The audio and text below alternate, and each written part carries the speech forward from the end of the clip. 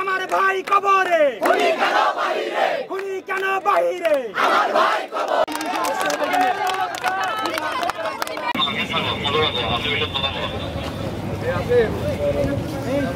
তৃতীয় শ্রেণী বলতে কিছু থাকতে পারে না। সংগ্রামী বন্ধুগণ, আমরা বলছি গণমানুষের যে আন্দোলন, এখানে স্বতঃস্ফূর্তভাবে সবাই আসবে, কিন্তু এই যে জামাত শিবির এই ধরনের শব্দ ব্যবহার না করে আপনি আগে থেকে সতর্ক হয়ে এই ধরনের গুজব ছড়াবেন না। আমরা দেখেছি ইতিপূর্বে এই যে ছাত্রদের আন্দোলনের আগ মুহূর্তে যে কি চলছিল বাংলাদেশে, খুনিদের ধরার যে কর্মসূচি সেগুলো চলছিল, সেগুলোকে একটা ধামাচাপা পড়ে গেছে। আমরা বলছি সকল ধরনের অন্যায়ের বিচার এই দেশে হবে, কোনো কিছু দিয়ে কোনো কিছু চাপিয়ে রাখা যাবে না। এই সন্তানদের, প্রাণপ্রিয় সন্তানদের এই রক্তাক্ত দেহ, এই রক্তাক্ত শরীর আর দেখতে পারি নাই।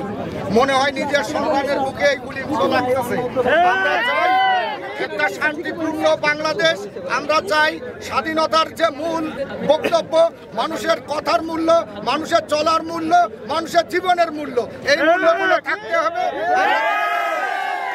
থেকে আমাদের সাধারণ ছাত্রছাত্রী ভাই বোনদের এই কোটা বৈষম্য আন্দোলনের সাথে একত্রতা ঘোষণা করছি এবং সব ধরনের সহযোগিতার সাথে সহযোগিতার জন্য আমরা পাশে থাকবো। কর্মসূচি আমরা সাধুবাদ জানাই, তারা এসেছে, মতামত দিয়েছে, আর আমরা দেখেছেন যে আমরা কিন্তু সুন্দরভাবে ছিলাম এবং কোনোরকম কোনো আইন শৃঙ্খলা ব্যত্যয় ঘটেনি। এরকম হলে তো খুবই ভালো। এবং আমাদের পুলিশের উপর আসলে রাগ করে কোনো লাভ নেই। আমাদের কাজ হলো গিয়ে জনগণের যান এবং মালের নিরাপত্তা দেওয়া। আজকে যেভাবে তারা এসেছে, তারা বক্তব্য দিয়েছে, চলে গেছে, আমরা সেটাকে সাধুবাদ জানাচ্ছি। গণতান্ত্রিক রাষ্ট্র, তারা মতামত প্রকাশ করতেই পারে। আমরা খেয়াল রেখেছি যেন জনগণের যানমালের নিরাপত্তা থাকে, এবং সেটা ছিল। এটাকে সুন্দরভাবেই আমরা সমাপ্ত করেছি। এই জন্য আমি আমাদের পুলিশ সুপার স্যারকে ধন্যবাদ দিচ্ছি।